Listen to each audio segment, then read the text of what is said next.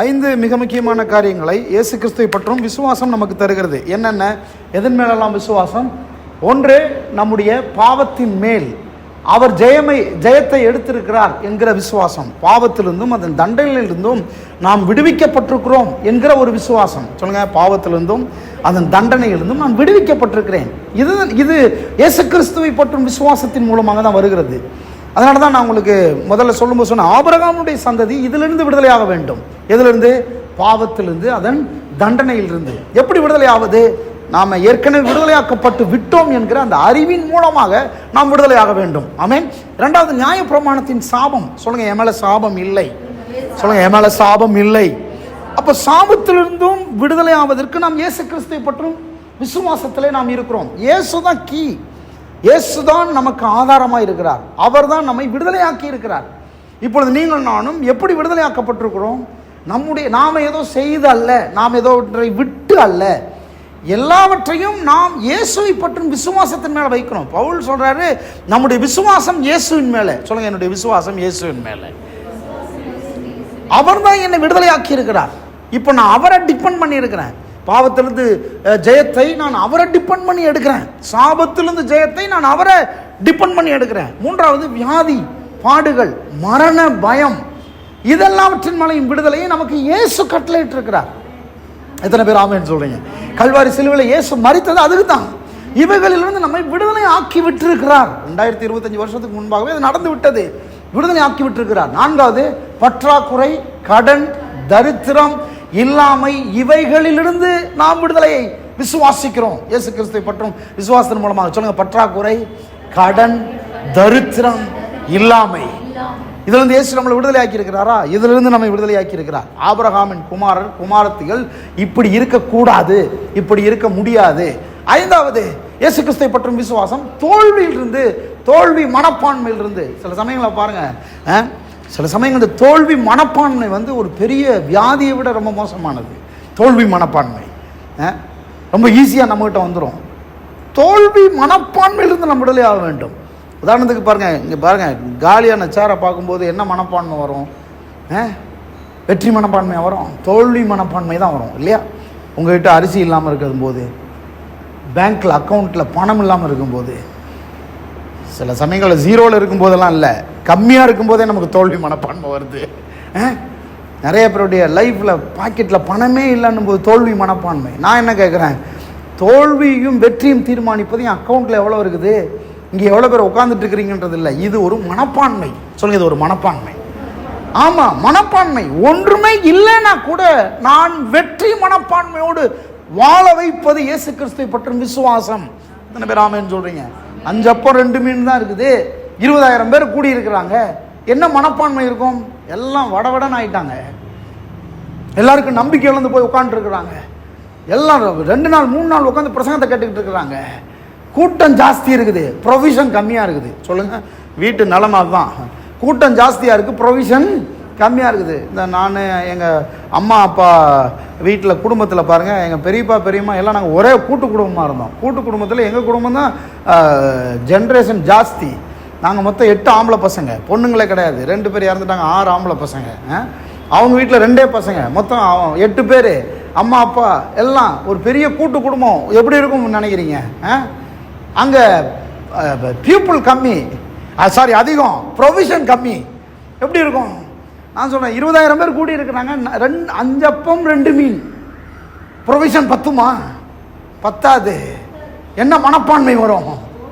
தோல்வி மனப்பான்மை. நான் சொல்கிறேன், இயேசு கிறிஸ்துவை பற்றும் விசுவாசத்தின் மூலமாக தோல்வி மனப்பான்மையிலிருந்து விடுதலைனா என்னன்னா, அதை தான் ஆபகுக் சொன்னாரு, அத்தி மரம் துளிர் விட்டாலும் விடாமல் போனாலும், களஞ்சியத்தில் இருந்தாலும் இல்லாமல் போனாலும், ஆமென். கிடையில ஆடு மாடு இருந்தாலும் இல்லாமல் போனாலும். சொல்லுங்க, இருந்தாலும் இல்லாமல் போனாலும். இதுலதான் கர்த்தரே டெஸ்ட் பண்றாரு. நான் நினைக்கிறேன், நம்மளை கர்த்தரே டெஸ்ட் பண்றாரு. என்ன டெஸ்ட் பண்றாரு? இருக்கும்போது ஆள் எப்படி இருக்கான், இல்லாத போது ஆள் எப்படி இருக்கான் அப்படின்னு டெஸ்ட் பண்றாரு. நான் சொல்றேன், இருக்கும் போதும் இல்லாத போதும் என் மனப்பான்மையை தீர்மானிப்பது அதுவல்ல. சொல்லுங்க, அது என்னம்மா என் மனப்பான்மை தீர்மானிப்பது இல்லை? எத்தனை பேர் ஆமென்னு சொல்றீங்க? என் மனப்பான்மை வெற்றி மனப்பான்மை. சொல்லுங்க, வெற்றி மனப்பான்மை. ஒருவேளை இன்னைக்கு இல்லாம இருக்கலாம். சொல்லுங்க, இன்னைக்கு இல்லாம இருக்கலாம், இந்த நிமிஷம் இல்லாம இருக்கலாம், இன்னைக்கு நடக்காம இருக்கலாம். அதற்காக நான் என் மனப்பான்மையை நான் மாற்றிக்கொள்ள போவதில்லை, அல்லது இந்த சூழ்நிலைகளுக்கு நான் காம்ப்ரமைஸ் ஆகி போவதில்லை. சொல்லுங்க, சூழ்நிலைக்கு நான் காம்ப்ரமைஸ் ஆக மாட்டேன். என்னுடைய மனப்பான்மையை சூழ்நிலைக்கு நான் விற்று போட மாட்டேன். எத்தனை பேர் ஆமென் சொல்றீங்க?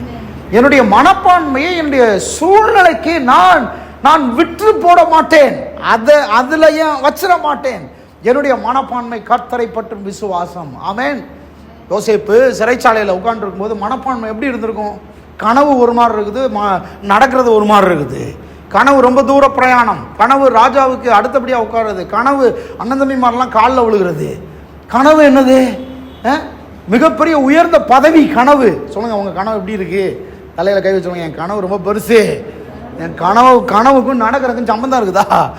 கனவுக்கும் நடக்கிறதுக்கு சம்பந்தமே இல்லை. சில சமயங்கள் கனவுக்கும் நடப்பதற்கும், ஆசைகளுக்கும் நடப்பதற்கும், விருப்பங்களுக்கும் நடப்பதற்கும், எதிர்பார்ப்புகளுக்கும் நடப்பதற்கும் பல பணங்களை இன்வெஸ்ட் பண்ணிட்டு சில பிஸ்னஸ் ஆரம்பிச்சிருக்கிறோம். அங்கே எதிர்பார்ப்பு பெருசாக இருக்குது, ஆனால் நடக்கிறது மோசமாக இருக்குது. இன்னைக்கு கர்த்தர் தீர்க்க தரிசனமாக சொல்கிறாரு, உங்களை அழைத்த அழைப்பு, உங்களுக்கு கர்த்தர் கொடுத்த கனவு, தரிசனம், இலக்கு, இவைகளுக்கும் நடப்பதற்கும் ஒருவேளை ரொம்ப கான்ட்ரடிக்ஷனாக இருக்கலாம். ஆனால் ஆண்டவர் சொல்றது, மனப்பான்மையை மட்டும் விட்டு கொடுத்துறாரு. Don't give up. சொல்லுங்க, கைப்பிடிச்சு பக்கத்தில் கைப்பிடிச்சு, டோன்ட் கிவ் அப். ஒருபோதும் விட்டு கொடுத்துடக்கூடாது. மனப்பான்மையை மட்டும் தோல்வி அடைய விட்டு கொடுத்துடவே கூடாது. எல்லாமே மனப்பான்மை ப்ராப்ளம். நேற்றைக்கு ஒரு பெரிய ஒரு கிரவுண்டில் மீட்டிங்கு, நான் தான் சிறப்பு விருந்தினர். கடைசியில் பார்த்தா நான் தான் பிரசங்கியாளராக மாறிட்டாங்க. கூட்டம் சரியான கூட்டம், பாஸ்டர்ஸ் ஃபேமிலி, ஏகப்பட்ட பாஸ்டர்ஸு எல்லாரும் உட்காந்துருக்குறாங்க. பிரசங்கியாளர் அன்றைக்கி வந்த பாஸ்டர் ஒருத்தவங்க, அவர் என்ன முதல்ல பேச சொன்னார். நான் சொன்னேன், கடைசியாக நான் பேசுகிறேன், நீங்கள் முதல்ல பேசி முடிச்சுருங்க, உங்களுக்கு நான் சப்போர்ட் பண்ணுற மாதிரி பேசி முடிச்சிடுறேன் அப்படின்னு சொன்னேன். கடைசியில் பார்த்தா அவர் பேசுகிறதுக்கு தயங்குறாரு. அப்புறமா கடைசியாக அவங்க சொல்லும்போதே நம்ம மத்தியில் வந்திருக்கிற அண்ணன் பேசுவார்னு சொல்லி விட்டாங்க. சிறப்பு விருந்தினர்லாம் சொல்ல பேசுவாங்கன்னு விட்டாங்க. நேற்று தினத்தில் கிட்டத்தட்ட நிறைய காரியங்களை பேசும்போது ஒரு காரியத்தை நான் அவர்களுக்கு சொன்னேன். ஆக்சுவலி நோ சின் நோ டெத்துன்னு சப்ஜெக்ட் வச்சுருந்தாங்க. பாவம் என்பது இல்லை, மரணம் என்பது இல்லை அப்படின்னு சொல்லி கிறிஸ்துவுக்குள். அப்போ இதை நம்முடைய மனப்பான்மை ஆக்கப்பட்டிருக்கிறது என்பதுதான், மனப்பான்மையாக ஏற்றப்பட்டிருக்கிறது, அது திணிக்கப்பட்டிருக்கிறது, அது உள்ளே போயிருக்குது. இது எப்படி மதம் கொண்டு போய் சேர்த்துச்சுன்னு சொல்லி தினத்தில் கொஞ்சம் பேசும்போது இந்த காரியத்தை தான் நான் வலியுறுத்தினேன். நம்முடைய மனப்பான்மை தான் எல்லாத்துக்கும் காரணமாக இருக்கிறது. ஆமென்.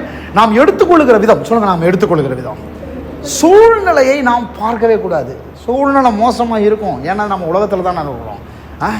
சூழ்நிலை மோசமாக தான் இருக்கணும், பிரச்சனை மோசமாக தான் இருக்கும், நம்மை சுற்றி நடக்கிறதெல்லாம் நமக்கு சாதகமாக இருக்கும்னு சொல்ல முடியாது. எல்லாருக்கும் நம்மளை பிடிக்கும்னு சொல்ல முடியாது. எத்தனை பேர் ஆமேன்னு சொல்கிறீங்க? ஆமாம், எல்லாருக்கும் பிடிக்கலன்றக்காக வாழாமல் பெற முடியுமா? நம்ம யாரோ அப்படிப்பட்டவர்களை நமக்கு பிடிக்கும். எத்தனை பேர் ஆமேன்னு சொல்கிறீங்க? அப்போ அந்த மனப்பான்மை தோல்வி அடையக்கூடாது, மனப்பான்மை தோற்று போகக்கூடாது, நம்முடைய மனம் தோற்று போகக்கூடாது, நம்முடைய எண்ணங்கள் தோற்று போகக்கூடாது. அவ்வளோ பெரிய ஜாண்டிக் பர்சனாக கோலியாத்து நின்றுட்டு இருக்கான்றதுக்காக நாம் மனதளவில் தோற்று போய்விடக்கூடாது. சொல்லுங்கள், மனதளவில். ஆமாம், அதுதான் மெயின். மனதளவில் தோற்று போகக்கூடாது, மனதளவில் பயந்துடக்கூடாது.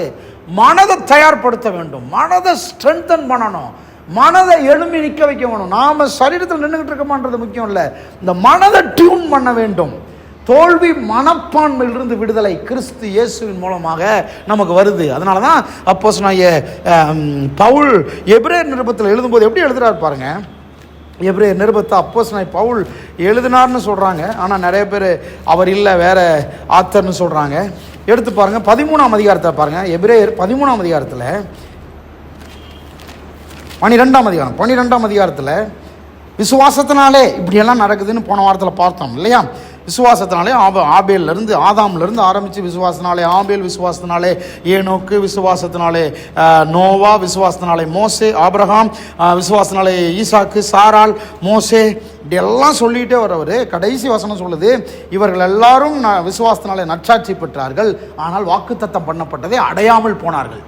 விசுவாசம் இருக்குது, ஆனால் வாக்குத்தத்தம் பண்ணப்பட்டதை அடையாமல் போனார்கள். நல்லா கவனிங்க, நீங்க வாக்குத்தத்தம் பண்ணப்பட்டதை அடையாமல் போனீர்கள்ன்றதுனால நீங்க வாழ்ந்தது விசுவாசத்தில் வாழவில்லைன்னு அர்த்தம் கிடையாது. அதனால அதுதான் ரொம்ப முக்கியம். போன வாரத்தில் நான் அதுதான் சொல்ல வந்தேன். விசுவாசத்தினாலே இவர்கள் எல்லாரும் வாழ்ந்தார்கள். விசுவாசத்தினாலே தான் நடந்ததா? இல்லைங்க, வாக்குத்தத்தம் நிறைவேறவே இல்லையே. வாக்குத்தத்தம் நிறைவேறவே இல்லை என்பதனால் நீங்க விசுவாசத்தில் வாழலன்னு அர்த்தம் கிடையாது. பைபிள் கிளியரா சொல்லுது, விசுவாசத்தினாலே இவர்கள் எல்லாரும் நல்ல சாட்சிகளை பெற்றும் வாக்கு பண்ணப்பட்டதை அடையாமல் போனார்கள். அப்போ நாம என்னத்தை பெற்றுக்கொண்டோம், என்ன நமக்கு கிடைத்தது, என்ன நமக்கு கிடைக்கலன்றதை வச்சு நாம விசுவாசத்தில் வாழ்ந்தோமா வாழலையான்றது அடங்கவில்லை. ஏன்னு சொன்னா கடவுளுடைய பிளான் ஒன்று இருக்குது, கடவுளுடைய பர்பஸ் ஒன்று இருக்குது. கடவுள் இவைகள் எல்லாவற்றின் மத்தியிலும் எல்லாரும் விசுவாசத்தில் வாழ்ந்து நற்சாட்சி பெற்றார்கள். பெற்று அவர்கள் விசுவாசத்தில் எல்லாவற்றையும் கண்ணார கண்டார்கள், பார்த்தாங்க, மனதளவில் எடுத்து அனுபவித்தார்கள். இப்படிதான் பைபிள் சொல்லுது. ஆபிரகாம் பத்தி பாருங்க. ஆபிரகாம் இவர்கள் எல்லாரும் வாக்கு பண்ணப்பட்டவைகளை அடையாமல், 13ஆம் வசனம் பாருங்க.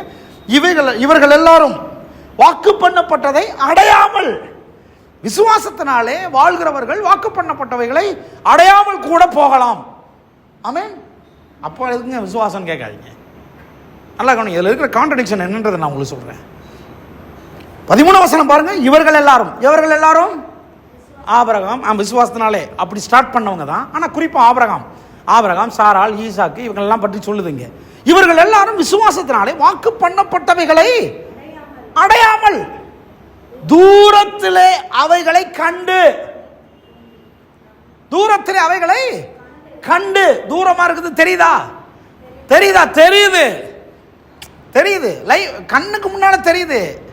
ஏன்னா நிரம்பி வழிய போகுது, மேலே கீழே உட்கார போறாங்க, திரள் கூட்டம் வரப்போகுது, பெட்டி எவ்வளவு பெருசா வச்சிருக்கிறோம், விசுவாசத்தினாலே நிரம்பி ஒளியும். ஆமாவா இல்லையா? கண்ணார கண்டு மனதார காண்கிறோமா இல்லையா? உளமாற காண்கிறோமா இல்லையா? உளமாற காண்கிறோம். ஆபிரகாம் காண்கிறான். கடவுளுடைய வார்த்தையை கேட்ட உடனே மனைவி கர்ப்பம் தரிச்ச மாதிரியும், கைப்பிடிச்சு கூட்டு போற மாதிரியும், அபாஷன் ஆயிராம பாத்துக்கிற மாதிரியும், இனிமே 2 வீலர்லயே கூட்டு போக கூடாது அப்படின்லாம் பிளான் பண்ணி எல்லாத்தையும் விசுவாசத்தினாலே பார்க்கறான். எத்தனை வருஷம்? கிட்டத்தட்ட 75 சொன்னாரு, 25 வருஷம் பார்த்துக்கிட்டு இருக்கிறான். 99 வயசு வரைக்கும் அவைகள் எல்லாம் கண்ணார காண்கிறான். சொல்லுங்க, காண்கிறான். அவைகளை காண்கிறான், மனதில் காண்கிறான். யோசேப்புக்கு நடக்கிறதெல்லாம் மோசமா நடக்குது. எல்லாம் அடிச்சு தூக்கி குழியில போடுறாங்க, தூக்கி சிறைச்சாலையில போடுறாங்க, எல்லாம் ஏமாற்றப்படுறான், நிர்வாணமா ஓடுறான், எவ்வளவு மோசம் நடக்குது. ஆனால் அவன் மனதில் பார்த்ததெல்லாம் என்னன்னா அண்ணன்மார்கள்லாம் காலில் விழுகிற மாதிரி பார்க்கறான். அவனுக்கு நடக்கிறது மோசமா நடக்குது, ஆனா அவன் மனதளவுல வேற ஒன்றை பார்த்து கொண்டிருக்கிறான். அதனாலதான் பாருங்க, வெளியில நடக்கிறத வச்சு உள்ள ஓடுறத கணிக்க முடியாது. நல்லா மறுபடியும் ஸ்டேட்மெண்ட், ரொம்ப முக்கியமான ஸ்டேட்மெண்ட். வெளியில நடக்கிறத வச்சு எனக்கு உள்ள என்ன ஓடுதுன்றத கணிக்க முடியாது. ஆமென். அதைத்தான் சொல்ல வந்திருக்கிறேன். சொல்லுங்க, வெளியில நடக்கிறத வச்சு உள்ள என்ன ஓடுதுன்றத சொல்ல முடியாது. ஆமென். வெளியில் நடக்கிறது மோசமாக இருக்குது, வெளியில் நடக்கிறது அரிசி இல்லை, பருப்பு இல்லை, வெளியில் நடக்கிறது காசு இல்லை, பணம் இல்லை, அக்கௌண்ட்டு ஜீரோவாக இருக்குது, வெளியில் நடக்கிறது எல்லாம் நெகட்டிவாக இருக்குது, எல்லாம் கெயின்ஸ்டாக இருக்கிறாங்க, வெளியில் நடக்கிறது மோசமாக இருக்குது, ஆனால் உள்ள வேறே ஒன்று ஓடிக்கிட்டு இருக்குது. ஆமென். இயேசுக்கு அப்படி தான் ஓடிக்கிட்டு இருந்துச்சு, அதான் சொல்ல வரேன். பட் ஆனால் பாருங்க, அவைகளை அடையாமல் தூரத்தில் அவைகளை கண்டார்கள். தூரத்திலே அவைகளை கண்டு, சொல்லுங்க, தூரத்திலே நான் காண்கிறேன். கொஞ்சம் தூரமாக இருக்குது அது. ஆமென். கண்டு, அடுத்த வசனம் பாருங்க, அடுத்த வார்த்தை, நம்பி அணைத்து கொண்டு. ஹலோ, தூரத்தில் கண்டு நம்பி. ஓ லார்ட், இதை செய்றீங்களா? இதை செய்கிறோமா? நாம் எல்லாத்தையுமே ஃபிசிக்கலாகவே எதிர்பார்க்குறோம், ஃபிசிக்கலாக அணைத்துக்கொள்ள பார்க்குறோம். ஆண்டு சொல்கிறாரு, எழுத்தாளர் சொல்கிறாரு, தூரத்திலே மனதளவில் கண்டு அதை நம்பி அணைத்து கொண்டு. சொல்லுங்க, நான் எடுத்துக்கொண்டேன்.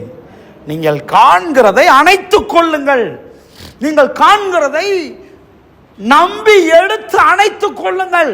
இதெல்லாம் உள்ள நடக்கிற வேலை. ஃபெய்த் உள்ள சில காரியங்களை மாற்றுகிறது, மனப்பான்மையில ஒரு பெரிய மாற்றத்தை கொண்டு வருகிறது. நம்பி அவர்கள் அணைத்து கொண்டு பூமியின் மேல் தங்களை அந்நியரும் பரதேசிகளும் என்று அறிக்கையிட்டு. அவங்க என்ன அறிக்கை செய்கிறாங்க? நம்பி அணைத்து கொண்டு அந்நியரும் பரதேசிகளும். அப்படின்னா என்ன அர்த்தம்? பரதேசி அப்படின்னு இல்லை. இந்த அந்நியர் பரதேசினா என்ன அர்த்தம்னா ஃபாரினர் அப்படின்ற வார்த்தை இங்கிலீஷில் வந்திருக்கும். நாம் வேறே நாட்டவர்கள் அப்படி தான் வந்திருக்கும். பரதேசி அந்நியர்ன்றது ஏதோ திட்டுறதுக்கு பயன்படுத்துகிற வார்த்தை. பரதேசி அப்படி இல்லை. ஆக்சுவலி பரதேசி என்கிற வார்த்தையும் அந்நியர் என்கிற வார்த்தையும் ஒரே அர்த்தத்தை குறிக்குது. அந்நியர்னா என்ன அர்த்தம்? வேறே நாட்டவர். இங்கிலீஷில் வாசித்தீங்கன்னா தெரியும், ஃபாரினர் அப்படின்ற வார்த்தை யூஸ் பண்ணியிருப்பாங்க. ஸோ அந்நியர், நாம் எல்லாரும் அந்நியர்கள். நம்ம எல்லாரும் அந்நியர்கள். சொல்லுங்க, நான் பரதேசி. சொல்லுங்க, நான் பரதேசி. பரதேசினா என்ன அர்த்தம்? பஞ்ச பரதேசின்னு சேர்த்துக்கிட்டாங்க. அதை அந்த பரதேசி இல்லை. இந்த பரதேசினா என்ன அர்த்தம்? நான் வேற நாட்டை சேர்ந்தவன். சொல்லுங்க, வேற ஊருக்காரன். சொல்லுங்க, நான் வேற ஊருக்காரன். வேற ஊருக்காரன்னா என்ன அர்த்தம்? நான் கோயில்பட்டிக்காரன் அந்த அர்த்தமா? இல்லை. இந்த பூமியில் இருக்கிற அத்தனை பேரும் வேற நாட்டவர்கள். எந்த நாட்டவர்கள்? They are from heaven. பரலோகத்திலிருந்து இந்த பூமிக்கு வந்தவர்கள். அதைத்தான் ஆபிரகாம் சொல்றாரு, நான் அந்நியன், நான் பரதேசி, நான் பரலோகத்திலிருந்து பூமிக்கு வந்தவன். சொல்லுங்க, பரலோகத்திலிருந்து பூமிக்கு வந்திருக்கிறேன். இங்க நான் வாழ்ந்துகிட்டு இருக்கிறேன், இது என்னுடையதல்ல. நான் திரும்ப என் வீட்டுக்கு போய் சேர போறேன். எத்தனை பேர் ஆமேன்னு சொல்றீங்க? திரும்ப நான் என் ஊருக்கு போவேன், திரும்ப என் நாட்டுக்கு போவேன். நான் இந்த ஊர்ல, இந்த நாட்டில் என்னவா இருக்கிறேன்? அந்நியனா இருக்கிறேன், ஃபாரினரா இருக்கிறேன், பரதேசியா இருக்கிறேன். இந்த ஊர்ல கடவுள் எனக்கு என்னெல்லாம் வாக்கு பண்ணியிருக்கிறாரோ அவைகளை எல்லாம் நான் முன்னமே பார்க்கிறேன். அதை நம்பி அணைத்து கொண்டு பூமியின் மேல இப்படியா இருக்கிறேன்றத சொல்லி விசுவாசத்தோட மரித்தார்கள். விசுவாசத்தோட மரித்தார்கள். ஹலோ, பாருங்க, விசுவாசம் என்பது இப்படியெல்லாம் செய்யுமா? இப்படியெல்லாம் செய்யும். அப்போ விசுவாசம் என்பது விசுவாசத்தின் மூலமாக என்னத்தை பெற்றுக்கொண்டோம், என்னத்தை பெற்றுக்கொள்ளலன்றது அல்ல மேட்டர். விசுவாசத்தினால இதெல்லாம் பெற்றுக்கொண்டீங்களா, விசுவாசம் இல்லைன்னு சொல்றீங்களா, இதெல்லாம் பெற்றுக்கொண்டீங்களா? இது இல்லை. இப்படியெல்லாம் கேட்க முடியாது. விசுவாசிக்கிறீங்கன்னா உங்களுக்கு ஏன் அப்படி நடக்குது, இப்படியெல்லாம் கேட்க முடியாதுங்க. விசுவாசிக்கிறேன், நான் உள்ள விசுவாசிக்கிறேன், அதை பார்க்குறேன், அதை நான் அணைத்துக் கொள்றேன். ஏன் எனக்கு கண்ணார மனதார பார்க்கிறத ஏன் கண்ணால பார்க்க முடியல? இது ஆபிரகாம் காரியத்தில் நடக்குது. ஏன் பார்க்க முடியலன்னா, கடைசி வசனம் சொல்லி இவர்கள் எல்லாரும் விசுவாசத்தினாலே நற்சாட்சி பெற்றார்கள், வாக்கு பண்ணப்பட்டதை அடையாமல் போனார்கள். அப்போ இவங்கெல்லாம் மனதில் பார்த்தாங்க, நம்புனாங்க, அணைத்து கொண்டாங்க, அந்நியர் பரதேசின்னு அர்ப்பணித்து மறிச்சே போனாங்க, நற்சாட்சி பெற்று எல்லாத்தையும் ஒன்றையும் அடையாமல் போயிட்டாங்க. ஏன்னு சொன்னால் கடவுளுடைய பிளான்னு ஒன்று இருக்கு. சொல்லுங்க, கடவுளுடைய பிளான் ஒன்று இருக்கு. சொல்லுங்க, கடவுளுடைய பிளான் ஒன்று இருக்கு. என்ன பிளான்? அடுத்த வசனம் பாருங்க. நம்மை அல்லாமல் இவர்கள் எல்லாரும் பூரணமாவதில்லை. அப்ப இன்னொரு ஜெனரேஷன் வரணும்னு கடவுள் எதிர்பார்த்துட்டு இருக்கிறாரு. இன்னும் சொல்ல போனா, ஒருவன் நட்டான், ஒருவன் நீர் பாய்ச்சினான், விளைய செய்கிறவர் தேவன். ஆமென். சில சமயங்களை விளைய செய்யும் போது அதை அனுபவிக்கிறவர்கள் கையில போகும்போது நட்டவனும் நீர் பாய்ச்சினவனும் இல்லாமல் கூட போயிருந்திருக்கலாம். ஆமென். நம்ம கேட்கக்கூடாது, ஐயோ நான் நட்டேன் சார் அப்படின்னா எனக்கு வரணும், நான் நீர் பாய்ச்சினேன் சார் எனக்கு வரணும், அப்படி இல்லை. அப்பா கஷ்டப்படுறாரு, கஷ்டப்பட்டு எல்லாத்தையும் சேர்த்து வைக்கிறாரு. இல்லை, நான் கஷ்டப்பட்டு எல்லாத்தையும் சேர்த்து வைக்கிறதுக்கு 70 வருஷம் ஆயிடுச்சு, இன்னொரு 70 வருஷம் நான் எல்லாத்தையும் அனுபவிச்சுட்டு தான் போவேன். அப்படி பேச முடியாது. ஆமாவா இல்லையா? நான் கஷ்டப்பட்டேன், நான் எல்லாத்தையும் சேர்த்து வச்சேன், நான் அனுபவிக்கலைன்னா கூட என் பிள்ளைகள் அதை அனுபவிப்பார்கள். ஆமாவா இல்லையா? பைபிள் கிளியரா சொல்லுது, நம்மை அல்லாமல். சொல்லுங்க, நம்மை அல்லாமல். ஓகே, ஒருவேளை அவங்களுக்கு இதெல்லாம் நடந்திருக்கலாம். ஆனா நம்ம கிட்ட வரும்போது எப்படி பைபிள் ஸ்டிக் ஆகுதுன்னா, அவர்கள் நம்மை அல்லாமல் பூரணராகாதபடிக்கு விசேஷித்த நன்மையானது ஒன்றை தேவன் நமக்கொன்று முன்னதாக நியமித்திருக்கிறார். அப்போ கடவுளுடைய பிளான் ஒன்று இருக்குது, கடவுளுடைய பிளான் ஒன்று இருக்குது. அப்போ அதுக்காகத்தான் நாம் இயங்கி கொண்டிருக்கிறோம். விசுவாசிப்பது என்பது எனக்கு வரணும், எனக்கு நடக்கணும், எனக்கு கிடைக்கணும். ஆமாம், இப்போ நமக்கு கிடைக்கும். ஏன்னு சொன்னால் கிறிஸ்து இயேசுவுக்குள் நம்ம இல்லாமல் எதுவுமே பூர்ணமாகிறதில்லை. அப்போ நம்மளை கிறிஸ்து இயேசுக்குள் கொண்டு வந்துட்டாரு, நமக்கு தான் எல்லாமே பூர்ணமாக போகுது. ஆனாலும் சில விஷயங்கள் டிலே ஆகும்போது, சில விஷயங்களை நான் உள்ள வேற மாதிரி பார்த்துக்கிட்டு இருக்கிறேன், வெளியில் வேற மாதிரி நடக்குதுன்னு சொல்லும்போது நம்முடைய மனப்பான்மை தோல்வி அடைய விடக்கூடாது. வெளியில் வேற ஒன்று நடக்குது, உள்ள நான் வேற ஒன்று வச்சிருக்கிறேன். அப்படிப்பட்ட விதத்தில் விசுவாசத்தில் இயங்கிக் கொண்டே இருக்க வேண்டும், செயல்பட்டு கொண்டே இருக்க வேண்டும். நான் ஒரு 500 பேர் 1000 பேர் வந்தாதாங்க நான் ஊழியம் செய்வேன், இல்லை, அது இல்லை. அப்படின்னா நம்முடைய அங்கே ஃபெய்த்தே இல்லைன்னு தான் அர்த்தம். நாம் அதை நோக்கி போய் கொண்டிருக்கிறோம். போகிற வழியில ஒருவேளை கானானை நோக்கி போயிட்டு இருக்கும்போது ஒருவேளை வனாந்தரமா இருக்கலாம். நம்முடைய நம்முடைய நம்முடைய நம்முடைய செட்டில் பிளேஸ் வனாந்தரம் கிடையாது. நாம் அதை கிராஸ் பண்றோம். சொல்லுங்க, கிராஸ் பண்றோம். ஆமா, நம்முடைய பிரயாணம் அது, பிரயாண பாதை அது, நம்முடைய ரூட் அது. நாம் அதை கடந்து போக போகிறோம். சொல்லுங்க, கடந்து போக போகிறோம். ஆமா, நான் இன்னும் கொஞ்ச நேரம் அங்க இருக்க மாட்டேன், அவ்வளவுதான், கொஞ்ச நேரம் தான், இதுக்கு மேல அங்க இருக்க மாட்டேன், இருக்க விட மாட்டார் கர்த்தர். ஒரு மேக ஸ்தம்பம், ஒரு அக்கினி ஸ்தம்பம் என்னை நடத்தி கொண்டே போகிறது. இன்னைக்கு இருக்கிற மாதிரி இருக்காது, நாளைக்கு வேற மாதிரி இருக்கும். இதுதான் மனப்பான்மை. சொல்லுங்க, இதுதான் மனப்பான்மை. இதுதான் கற்றுக்கொள்றேன் நான். இயேசுக்கு எப்படி இருந்துச்சு பாருங்க, 12ஆம் அதிகாரம். ஆகையால் 1ஆம் வசனம், ஆகையால் மேகம் போன்ற இத்தனை திரளான சாட்சிகள் நம்மை சூழ்ந்திருக்கும் போது. என்ன சாட்சிகள் சூழ்ந்திருக்குது? விசுவாசத்தினாலே ஆதாம், விசுவாசத்தினாலே ஆபேல், விசுவாசத்தினாலே நோவா, விசுவாசத்தினாலே ஆபிரகாம், ஈசா, சாராள், ஈசாக்கு, மோசே, இப்படி எல்லாம் சாட்சிகள் சூழ்ந்து இருக்க, சூழ்ந்து கொண்டிருக்க, பாரமான யாவற்றையும் சூழ்ந்து நிற்கிற, நெருங்கி நிற்கிற பாவத்தையும் தள்ளிவிட்டு விசுவாசத்தை துவக்குகிறவரும் முடிக்கிறவருமாய் இருக்கிற இயேசுவை நோக்கி நமக்கு நியமித்திருக்கிற ஓட்டத்தில் பொறுமையோட. எவ்வளவு பெரிய வார்த்தைகள் யூஸ் பண்ணியிருக்காரு பாருங்க. ஆகையால் எதை தள்ளணும்? பாரமான யாவற்றையும் தள்ளணும். சொல்லுங்க, பாரமான யாவற்றையும் தள்ளணும். என்ன பாரம்? அவங்கள்ட்ட எபிரேய ஆக்கியோன்னு சொல்றாரு. அந்த நாட்களில் இருந்த இஸ்ரவேல் ஜனங்களுக்கு எழுதுறாருன்னு சொல்றாங்க. யூத ஜனங்களுக்கு அவங்களுக்கு என்ன பாரம் இருந்துச்சுன்றீங்க? அவங்களுக்கு என்ன பாரம் இருந்துச்சுன்னா, இந்த நியாயப்பிரமாணம் தான் பெரிய பாரமா இருந்தது. உங்களுக்கு எனக்கு என்ன பாரமா இருக்குது? இதுவே ஒரு பெரிய பாரம். உள்ள வேற மாதிரி இருக்குது, வெளியில வேற மாதிரி நடக்குது. இதுவே ஒரு பெரிய பாரம். பாரத்தை தள்ள வேண்டும். சொல்லுங்க, பாரத்தை தள்ளணும். பாரத்தை உள்ள வச்சுக்க கூடாது, பாரத்தை உள்ள வச்சுக்க கூடாது. ஏன் இப்படி நடக்குது? ஏன் நான் காண்கிறேன், அணைத்துக் கொள்ளுகிறேன், ஏன் நடக்கலை? நான் அந்நியனா இருக்கிறேன், பரதேசியா இருக்கிறேன், ஏன் எனக்கு நடக்கலை? பிள்ளைய கொடுத்தவரை திரும்ப ஏன் கேட்கிறாரு? இந்த பாரத்தை வைத்துக் கொள்ளாதீர்கள். ஃபெய்த் என்பது இதன் மேல் அல்ல.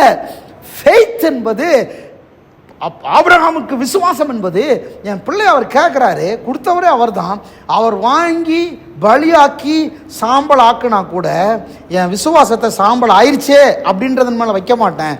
என் விசுவாசத்தை சாம்பலில் இருந்தும் என் பிள்ளையை திரும்ப மீட்டு கொண்டு வருவார் என்கிற தேவன் மேல நான் விசுவாசம் வைக்கிறேன். ஒன்றுமே இல்லாமல் இருந்து கூட ஒன்றை உண்டாக்குகிற தேவன். அதுதான் ரோமர் 4ஆம் அதிகாரத்தில் சொல்றாரு, இல்லாதவைகளை இருக்கிறவைகள் போல அழைக்கிற தேவனுக்கு முன்பாக ஆபிரகாம் விசுவாசத்தில் வல்லவனானான்.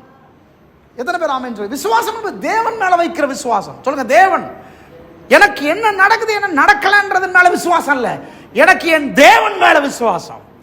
இன்னைக்கு சூழ்நிலை எப்படி இருக்குது, அந்த சூழ்நிலை கர்த்தர் நாளைக்கு மாற்ற வல்லவர். விசுவாசத்தை நான் சூழ்நிலையின் மேல வைக்கல, விசுவாசத்தை என் தேவன் மேல வைக்க. சொல்லுங்க, என் தேவன் மேல வைக்கிறேன். சொல்லுங்க, தேவன் பெரியவர். சூழ்நிலையை விட தேவன் பெரியவர். ப்ரொவிஷனை விட தேவன் பெரியவர். ஃபைனான்ஸை விட தேவன் பெரியவர். எனக்கு என்ன நடக்குது, நடக்கலை, என்ன கிடைச்சது, கிடைக்கல, எந்த சூழ்நிலையில் இருக்கிற, எவ்வளவு பெரிய பிரச்சனையில மாட்டிக்கிட்டு இருக்கிறேன்றதால அல்ல, என் தேவன் சின்னவரா பெரியவரான்றது. தேவன் பெரியவர். தேவனால முடியாது ஒண்ணுமே இல்லை. சொல்லுங்க, தேவனால முடியாது ஒண்ணுமே இல்லை. வீட்டில் பேசணும், தேவனால முடியாது ஒண்ணுமே இல்லை. வாடகை வீட்டில் இருக்கிறேன், தேவனால முடியாது ஒண்ணுமே இல்லை. இருக்கிற வீட்டை எழுதி கொடுத்துருவாங்க உங்க கையில. தேவனால முடியாது ஒண்ணுமே இல்லை. இன்னைக்கு நீங்க நல்லா கவனிங்க, நாம் இருக்கிறதையே நிரந்தரமா நினைக்க கூடாது. நாம் இருக்கிற சூழ்நிலையே நிரந்தரமான சூழ்நிலை அல்ல. கடன் பிரச்சனைகள் இருக்கிறீங்களா, நான் சொல்றது நிரந்தரமான சூழ்நிலை அல்ல. ஒரு தேவையோடு இருக்கிறீங்களா, அது நிரந்தரமான சூழ்நிலை அல்ல. ஒரு வியாதியோட பலவீனத்தோடு இருக்கிறீங்களா, ஒரு நெருக்கடியா, இல்லைங்க நான் நிறைய செஞ்சுக்கிட்டே இருக்கேன் ஆனால் ஒண்ணுமே நடக்க மாட்டேன்து, இது நிரந்தரம் அல்ல. ஏன்னு சொன்னா, இவைகளின் மேலே என் நம்பிக்கையோ இந்த காரியத்திலிருந்து என்னுடைய மனப்பான்மையோ நான் எடுத்துக்கொள்ள போவதில்லை. தேவன் பெரியவர். சொல்லுங்க, தேவன் பெரியவர். சத்தமா சொல்லுங்க, தேவன் பெரியவர். சொல்லுங்க, தேவன் பெரியவர், தேவன் பெரியவர், தேவன் பெரியவர். அதெல்லாம் சொல்ல, பாரமானதெல்லாம் தள்ளிட்டு, பாவத்தெல்லாம் தள்ளிட்டு, துவக்குகிறவர் முடிக்கிறவர். விசுவாசத்தை துவக்கினவர் நிச்சயமா முடிப்பார். சொல்லுங்க, விசுவாசத்தை துவக்கினவர் நிச்சயமாய் நமக்குள்ள ஒரு நம்பிக்கை துவக்கிறார்ல, விசுவாசத்தை துவக்கிறார்ல, அவர் சொல்ற நிச்சயமாக நான் முடிப்பேன் அப்படின்னு சொல்லிட்டு இயேசுவை நோக்கி ஓடுவோம்னு சொல்லிட்டு இயேசு எப்படி மனப்பான்மையில் இருந்தார்னு கீழே சொல்றாரு. வாசிங்க. அவர் தமக்கு முன் வைத்திருந்த, அவர் தமக்கு முன் சொல்லுங்க, யாரு? அவர் இயேசு. இயேசு தமக்கு முன். எல்லாரும் பைபிளை பாருங்க, 309வது பக்கத்தில் நீங்களும் வாசிங்க. இந்த மனப்பான்மை எவ்வளவு ஒரு ரொம்ப முக்கியன்றதை பாருங்க. அவர் வாசிங்க 2ஆம் வசனம். அவர் தமக்கு முன் வைத்திருந்த சந்தோஷத்தின் பொருட்டு, தமக்கு முன் வைத்திருந்த சந்தோஷத்தின் பொருட்டு. இங்கே பாருங்க, பாடுகள், உபத்திரவங்கள், சிலுவை, தலையில் முள்முடி, வஸ்திரத்தெல்லாம் உறிஞ்சு, மிகப்பெரிய குண்டுகள் நிறைந்த அந்த ஆணி பாய்ந்த அந்த இதை வச்சு அடித்து உரிச்சு தொங்க விட்டு அவரை வந்து சிலுவையை தூக்கிட்டு கல்வாரி மலைக்கு ஏற்றிக்கிட்டு போகிறாங்க. பைபிள் சொல்லுது அவர் தனக்கு முன் வைத்திருந்த சந்தோஷத்தின் பொருட்டான். இப்போ மனப்பான்மை எப்படி இருக்குன்னு பாருங்க. அதாவது இந்த ஒரு கதை நம்ம கேள்விப்பட்டிருக்கோம். ஸ்கூலில் வந்து ஒரு பையன் வந்து ஏதோ டீச்சர் டீச் பண்ணிக்கிட்டே இருக்கும்போது பேசிக்கிட்டே இருக்கான்னு வைங்களேன். பேசிக்கிட்டே இருக்கான், பக்கத்தில் இருக்க தொந்தரவு பண்ணிக்கிட்டே இருக்கலாம். உடனே டீச்சர் பார்த்தாங்க, ஏ அனுஷியா பேசாமல் அப்படின்றாங்க. கேட்கவே இல்லை, மறுபடியும் பேசுகிறா. உடனே பெஞ்சு மேலே எழுந்து நில்லு அப்படின்றாங்க. உடனே அவன் சேர் மேலேயே நின்றுக்கிட்டு சிரிச்சானா. கொஞ்ச நேரத்தில் சிரிச்சானா. சிரித்த உடனே இவங்க இப்போ டீச் பண்ணிக்கிட்டே இருந்தவங்க திடீர்னு அவனை பார்த்து என்ன சிரிக்கிற அப்படின்னாங்க. அவன் சொன்னான்னா, டீச்சர் நான் உங்களுக்கு முன்னால் சரீரத்தில் தான் நின்றுக்கிட்டு இருக்கேன், என் மனதில் நான் உட்காந்துக்கிட்டு இருக்கிறேன் அப்படின்னானா.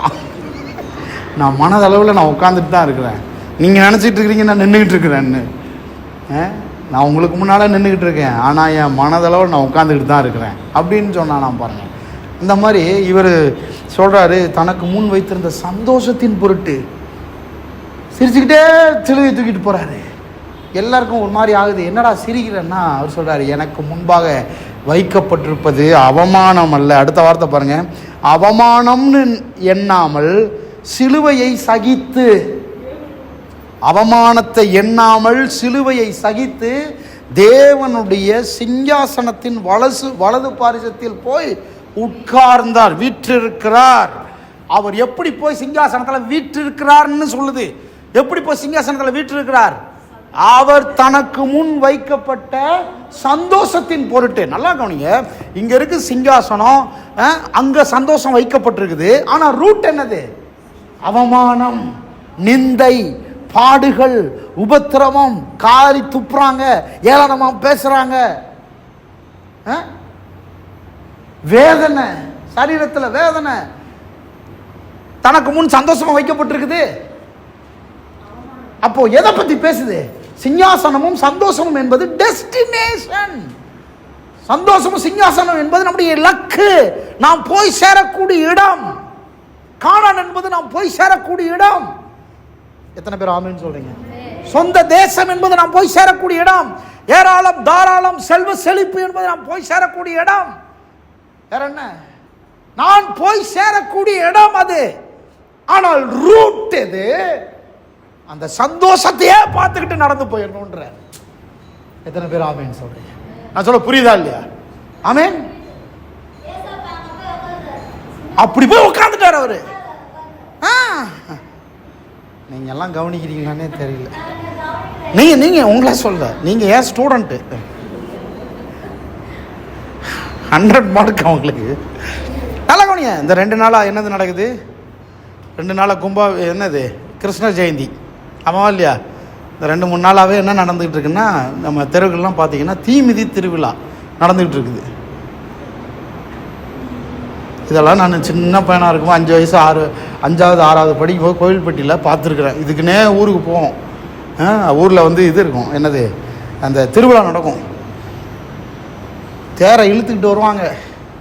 அதாவது கிறிஸ்தவர்களாக இருந்தால் கூட, சிஎஸ்ஐ பீப்புள் தான், கிறிஸ்தவர்களாக இருந்தால் கூட அதை பார்க்குறதுல ஒரு சந்தோஷம் இருக்கும். அங்கே எல்லாம் இந்த ராட்டினம் வச்சுருப்பாங்க, இந்த விளையாண்டுக்கிட்டு சாக்லேட்டு இதெல்லாம் வச்சுருப்பாங்க சைட்லலாம். ரொம்ப அது என்ன சொல்கிறது, இந்த குரங்கு வித்தை காட்டுறவங்கலாம் நிறைய பேர் இருப்பாங்க. அதெல்லாம் பார்க்குறதுக்கெல்லாம் போவோம். தீமிதி திருவிழா எதுக்கு சொல்ல வரேன்னா, தீ மிதிப்பான் பாருங்க. தீ மிதிக்கு தீயை பார்த்துக்கிட்டே நடக்க மாட்டான், நடந்தானே செத்தே போவான். அவன் அங்கே பிள்ளை இருப்பாங்க, அவங்க அப்பா இருப்பார், அவங்க அம்மா இருப்பாங்க, அல்லது அவனுக்கு இங்கேருந்து அவ்வளோ தூரம் நடக்கணுன்றதெல்லாம் மனப்பான்மையை சரி பண்ணலன்னா நீங்கள் தீயில இறங்க முடியாது. கைத்தட்டி ஒரு ஆமேன்னு சொல்லுங்க. தீயில இறங்குறது சாதாரண விஷயம் கிடையாது. மனப்பான்மையை சரி பண்ணணும். ஆமேன்.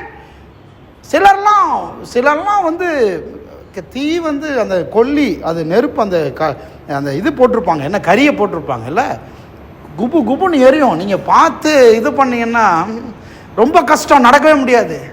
அந்த பக்கத்தில் இருக்கிற பையனையோ அந்த பக்கத்தில் இருக்கிற புருஷனையோ அப்பாவையோ அம்மாவையோ அல்லது அந்த பக்கத்தில் இருக்கிற சாமியவோ பார்த்துட்டு அவன் நடந்து வேகமாக போயிடுவாங்க. தெரியுமா உங்களுக்கு? வேகமாக ஓடி வந்துடுவாங்க. இருக்கிறீங்களா? கடன்னு ஒரு அம்மா அன்னைக்கு நான் பிரெயின்லாம் இப்போ வண்டியில் போயிட்டுருக்கோம். அந்த அம்மா இப்படி நடந்து போகுது மெல்லமாக. நான் அங்கேயே போர்டை பார்த்துட்டு வந்துட்டேன், தீமிதி திருவிழாவில் அம்மா இறங்கியிருக்கிறாங்க போல். டே மெதுவாக மொல்லாமல் நடந்து. நல்லா கவனிங்க, ஏசு அப்படி தான் பண்ணார். ஏசு நடக்காத தீயா, ஏசு கடக்காத பாதையா? உங்களுக்கும் எனக்கு ஒன்றுமே கிடையாது. அதனால தான் பாருங்கள், எதை நோக்கி பார்த்து கொண்டிருக்கிறோம், நம்முடைய ஐஸை எதில் வச்சுருக்கிறோம், நம்முடைய சைட்டை எதில் வச்சுருக்கிறோம், நம்முடைய விஷன் எதன் மேலே இருக்குது. உதாரணத்துக்கு சில்லுன்னு தண்ணி வருது, எப்படா குளிக்கிறதுன்னு நினச்சிங்கன்னா குளிக்க மாட்டீங்க. கடகடன் திறந்து விட்டு டைம் ஆயிடுச்சு அப்படின்னு குளிச்சிங்கன்னா கடகடன் கிளம்பி வந்துடுவீங்க. தெரியுமா உங்களுக்கு?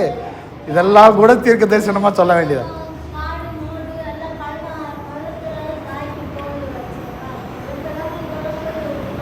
சொல்லுங்க. அந்த ஆமாம் ஆமாம் ஆமாம் ஆமாம் ஆமாம் உங்கள் பாயிண்ட் எனக்கு புரிஞ்சிருச்சு. கரெக்ட். அப்போது அந்த சந்தோஷத்தை நோக்கி சொல்லுங்க, அந்த சந்தோஷத்தை நோக்கி சத்தவங்க, அந்த சந்தோஷத்தை நோக்கி அதை தான் நோக்கி பார்த்துக்கிட்டே இருக்கணும். ஆமென். அதை தான் நோக்கி பார்க்கணும். ஒரு போர் வீரனுக்கு, ஒரு இராணுவ வீரனுக்கு ஜெயத்தையே நோக்கி பார்த்துக்கிட்டு இருப்பான். ஆமென். அவன் காலில் முள்ளு குத்துறதெல்லாம் பெருசாக யோசிக்க மாட்டான். அவன் வந்து என்ன செய்வான், அப்படி ஓடும்போது ஒரு ஆணியே காலில் ஏறினா கூட பிடிங்கி போட்டு ஓடிக்கிட்டே இருப்பான். நம்மளை மாதிரி கிடையாது. ஐயோ சார் ஆணி ஏறிடுச்சிங்க, நான் சர்ச்சைக்கு இன்னைக்கு வரல, இப்படியெல்லாம் சொல்கிற ஆள் கிடையாது. அவன் போர் வீரன். சொல்லுங்கள், அவன் போர் வீரன். ஆமாம், ஆணியை பிடிங்கி போட்டு கொஞ்ச நேரம் இருங்க சார் அப்படின்னா அங்கே 10 உயிர் போயிடும். ஆமேன். அதுக்குன்னே ட்ரெயின் பண்ணியிருப்பாங்க. சந்தோஷத்தின் பொருட்டு, சத்தமாக சொல்லுங்கள், சந்தோஷத்தின் பொருட்டு சொல்லுங்கள். ஒரு சந்தோஷம் வைக்கப்பட்டிருக்குது, ஒரு சமாதானம், ஒரு நிம்மதி, ஒரு வெற்றி, ஒரு ஆசீர்வாதம். அப்போ நான் இந்த நாளை கடக்கணும், இந்த சூழ்நிலையை கடக்கணும். ஆமென். அப்போ எதை நோக்கி பார்த்து கொண்டிருக்கிறோம்? கண்ணுக்கு முன்னால எதை வச்சிருக்கிறோம்? நம்முடைய மனதுக்கு முன்னால எதை வச்சிருக்கிறோம்? வசனம் சொல்றது, இயேசு தனக்கு முன் வைக்கப்பட்டிருந்த சந்தோஷத்தை, தனக்கு முன் வைக்கப்பட்டிருக்கிற சிங்காசனத்தை அவர் நோக்கி பார்த்துக்கிட்டே இருக்கும் போதே ஒருத்தன் வந்து அடிக்கிறான். அவருக்கு அது தெரியல, அவர் சந்தோஷத்தை பார்க்கிறாரு. சரி, சிங்காசனத்தை பார்க்கிறார். முள்முடிய சூட்டுறான், ரத்தம் வழியிறதே அவருக்கு தெரியல, சந்தோஷத்தை நோக்கி பார்க்கிறார். அவருக்கு முன்பாக வைக்கப்பட்டிருக்கிற சிங்காசனத்தை நோக்கி பார்க்கிறார். கையில ஆணி அடிக்கிறாங்க, அந்த வழியே இல்லை, என் பிள்ளைகள் மீட்கப்படுகிறார்களே என்று அவர் பார்க்கிறார். காலில் ஆணி அடிக்கிறாங்க, அந்த பெயினே அவருக்கு தெரியல. நான் சொல்றேன் பிரியமானவர்களே, இப்படித்தான் ஒரு தாய் தகப்பனுக்கு இருக்கும். நமக்கு எப்படி இருக்கும்? என் பிள்ளை சந்தோஷம் தான் எனக்கு முக்கியமாக இருக்குதும். ராத்திரி 12 மணிக்கு அவன் என்ன கேட்டாலும் வண்டி எடுத்துகிட்டு போகிறக்கு ரெடி. டயர்டாக தான் இருக்கும், சூழ்நிலை மோசமாக இருக்கும். ஆனால் அதை போய் வாங்கி கொடுக்கும்போது, அவன் சாப்பிடும்போது வருதே ஒரு சந்தோஷம். அதை நான் கிளம்பும் போதே பார்த்து விடுகிறேன். கிளம்பும் போதே பார்த்துறேன். சூழ்நிலை மோசமாக இருந்தாலும் அதை பார்த்துறேன். அப்போ விசுவாசம் என்பது அதுதான். விசுவாசம் என்பது இந்த மனப்பான்மையில தான் விசுவாசம் குடிகொண்டிருக்கிறது. அங்க வசனம் சொல்லுது பாருங்க, அவர் என்ன செஞ்சாரா? சிலுவையை சகித்தார். மனப்பான்மை கரெக்டா இருந்தா சூழ்நிலையை நாம் சகிப்போம். ஆமென். அவமானத்தை எண்ணாதிருந்தார். நான் இதை நினைக்க மாட்டேன், இந்த சூழ்நிலையை நினைக்க மாட்டேன், இந்த பிரச்சனையை நினைக்க மாட்டேன், இந்த சவாலை நினைக்க மாட்டேன், இந்த அவமானத்தை நினைக்க மாட்டேன். சிலுவையை சகித்து ஆடுகளை நான் சகிப்பேன். ஏன்னா எனக்கு முன்னால சந்தோஷம், எனக்கு முன்னால சிங்காசனம். அவர் பார்க்கிறாரு, வானோர் பூதளத்தோர் பூமியின் கீழானோர் எல்லாருடைய கால்களும் முடங்குகிறதை பார்க்கிறார். ஆமென். மனசுல என்னத்தை பார்த்துக்கிட்டு இருக்கிறீங்க? ஆமென். உள்ளத்துல என்னத்தை பார்த்துக்கிட்டு இருக்கிறோம்? விசுவாசம் என்பது அதுதான். இல்லைங்க, சரீர பிரகாரமா என்ன நடந்துகிட்டு இருக்கு அது இல்லை, அது இல்லை. இன்னைக்கு என்ன இல்லையா அது இல்லை. இன்னைக்கு இல்லாமல் இருக்கலாம், ஆனால் ஒரு நாள் எத்தனை பேர் ஆமேன்னு சொல்கிறீங்க? அல்லேலூயா. ஸ்கூலுக்கு போகும்போது, காலேஜுக்கு போகும்போது பிள்ளைங்க எப்படி போகிறாங்க? அந்த கிராஜுவேஷனை நோக்கி போய்கிட்டு இருக்கிறாங்க. அந்த கிராஜுவேஷனையே கண்ணுக்கு முன்னால், எப்போ நான் அந்த பட்டம் வாங்குவேன், எப்போ நான் அந்த ட்ரெஸ்ஸை போடுவேன், எப்போ என் தலையில் கேப் வரும், எப்போ நானும் அதை கொண்டாடுவேன், அதையே நோக்கி பார்த்து கொண்டிருப்பதுனால எக்ஸாம் எல்லாம் தாண்டிடுறாங்க, டீச்சர்ஸை தாண்டிடுறாங்க, சூழ்நிலையை தாண்டிடுறாங்க. எத்தனை பேர் ஆமேன்னு சொல்கிறீங்க? அப்படியே போய் உட்காந்துட்டார், அப்படியே நடந்து போய் சீட்டில் உட்காந்துட்டார். ஆமென். அடுத்த வசனம், ஆகையால் சொல்லுங்க, ஆகையால். அதனால நமக்கு சொல்றாரு, இப்படியெல்லாம் இருக்கிறதுனால நீங்கள் இளைப்புள்ளவர்களாய் உங்கள் ஆத்துமாக்களில் சோர்ந்து போகாதபடிக்கு. சோர்வு எப்போ வரும்? நம்ம கான்டெக்ஸ்ட்ல சோர்வு எப்போ வரும்? டெஸ்டினேஷனை பார்க்காம ப்ரெசண்ட் சூழ்நிலையை பார்க்கும்போது தான் சோர்வு வருது. சோர்வுக்கு இடம் கூடாதீர்கள். சொல்லுங்கள், சோர்வுக்கு இடம் கொடுக்கக்கூடாது. சோர்வுக்கு இடம் கொடுக்குறோன்னா என்ன அர்த்தம்? நம்ம ஏதோ ஒன்றை பார்க்கக்கூடாத பார்த்துட்டோம், இல்லைன்றதை பார்த்துட்டோம், அப்போ சோர்வு வருது. டக்குன்னு பேலன்ஸ் செக் பண்ணிட்டோம், சோர்வு வருது. எத்தனை பேர் ஆமேன்னு சொல்கிறீங்க? ஆமேன். சில சமயம் நல்லா பேலன்ஸே செக் பண்ணுறதில்ல, எதையாவது போன டக்குன்னு வாங்கிட்டு போய் அனுப்ப பார்க்குறது. போயிடுச்சுன்னா ரைட்டு, ஏதோ கர்த்தர் நடத்தி இருக்கிறார், போட்டோம். ஒரு நாள் டீ குடிச்சிட்டு 15 ரூபா அனுப்புகிறேன், இல்லை இன்சஃபிஷியன்ட் பேலன்ஸ் அப்படின்னு வந்துருக்கு. அப்போ தான் எனக்கு தெரியும் பேலன்ஸ் இல்லை போட்டிருக்கு நம்மக்கிட்ட அப்படின்னு தெரியும். அப்படி தான் தெரிஞ்சுக்கணும். நிறையா பேர் வந்திருக்கா, விசுவாசம் வேலை செஞ்சுருக்கா இல்லையான்னு பாஸ்வேர்டு போட்டு பார்க்குறது. விசுவாசம் வேலை செய்யாது, சோர்ந்தே போவீங்க. சோர்ந்து போகாதேன்னு பாட்டு பண்ண சோர்வு போயிடாதே. பாட்டெல்லாம் இருக்குது, சினிமாலையும் இருக்குது, எல்லாத்துலேயும் இருக்குது. ஆனால் என்னத்தை பார்த்துக்கிட்டு இருக்கிறோம்? ஆமாம், நம்ம பாட்டே மாற்றணும். பார்க்காத இதெல்லாம் பார்க்காதன்னு நம்ம பாட்டை மாற்றணும். போகும் டக்குன்னு போய் கண்ணாடியை பார்க்கும்போது அந்த நரைச்ச முடியை பார்த்துடக்கூடாது, சோறு வந்துடும். ஓ லார்ட், வயசாகி போச்சு போட்டிருக்கேன். அதெல்லாம் சில சமயம் கண்ணாடியவே பார்க்காம இருக்கிறது நல்லது. ஆமென். இருக்கிறீங்களா இல்லையா? ஆமாவா இல்லையா? ஆமாம். சோறு வர்ற மாதிரி சில காரியங்களை ஏற்படுத்தவும் கூடாது. நான் அதில் ரொம்ப கான்சியஸாக இருப்பேன். எனக்கு ரொம்ப பிடிக்கும். சோறு வராதபடி ஏற்படுத்தவே கூடாது சூழ்நிலையை. சோர்வே வராதபடிக்கு இப்போ பார்க்கும்போது அனுஷியா ஒரு மாதிரி தான் இருக்கிறா. அனுஷியா இன்னைக்கு ஏன் இவ்வளோ அழகாக இருக்கேன்னு சொல்லிடுங்க, அந்த மனப்பான்மை கிரியேட் ஆயிரும். நான் இது உங்களுக்கு ரகசியம் சொல்கிறேன். இந்த அண்ணா இந்த மாதிரியே ஊர் உலகத்தில் எல்லாரையும் டல் பண்ண ஆட்கள் ஏராளமான பேர் இருக்கிறாங்க. நான் இது பிப்ளிக்கலாக சொல்கிறேன், உண்மையாக சொல்கிறேன். ஒருத்தன் கேட்பான்ல, அண்ணா என்ன மூஞ்செல்லாம் தக்காளி சட்னியா இருக்குன்னு கேட்பான். இந்த மாதிரி பார்வைன்னு யோசிப்பேன் நான். மூஞ்செல்லாம் தக்காளி சட்னியா? ஏண்டா அடிச்சானா ரத்தம் வந்துடும். ரத்தம் வந்த உடனே ஐயோ ரத்தம், ஏண்டா உனக்கு வந்தா ரத்தம், எனக்கு வந்தா தக்காளி சட்னியான்னுவான். அதாவது எதுக்கு சொல்ல வரேன்னா, நாம் பார்க்கிற பார்வை தான். ஆமென் சொல்லுங்க, பார்க்கிற பார்வை தான். சோர்வு எதனால வருது? அம்மா, சோர்வு எதனால வருது? எதனால வருது? ஐயோ கீழே விழுந்து பல்லு போச்சேன்னு நினச்சிங்கன்னா சோர்வு வந்துடும். ஐயோ வயசாகி போச்சே, நரைச்ச முடியாயிடுச்சேன்னு நினச்சிங்கன்னா சோர்வு வந்துடும். சோர்வு இதெல்லாம் பார்க்கக்கூடாது, இதெல்லாம் பார்க்கக்கூடாது. ஆமாம், காலிச்சாரை பார்த்தா சோர்வு வரும், காலி பாக்கெட்டை பார்த்தா சோர்வு வரும். ரொம்ப முக்கியம்.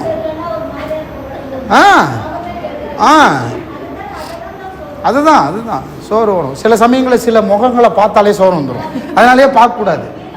ஆமாம், சில முகங்களை பார்க்கவே கூடாது, அந்த ரூட்டே மாற்றி போயிடணும். ஏன்னா அந்த முகத்தை பார்த்தாலே சோறு வந்துடும். அதனால சிலதை பிளாக் பண்ணி வச்சா ரொம்ப நல்லா இருக்கும். ஏங்க, கடவுளுக்கு ரொம்ப முக்கியம் என்ன தெரியுமா? நீங்கள் சோர்ந்து போகாமல் இருக்கணும்.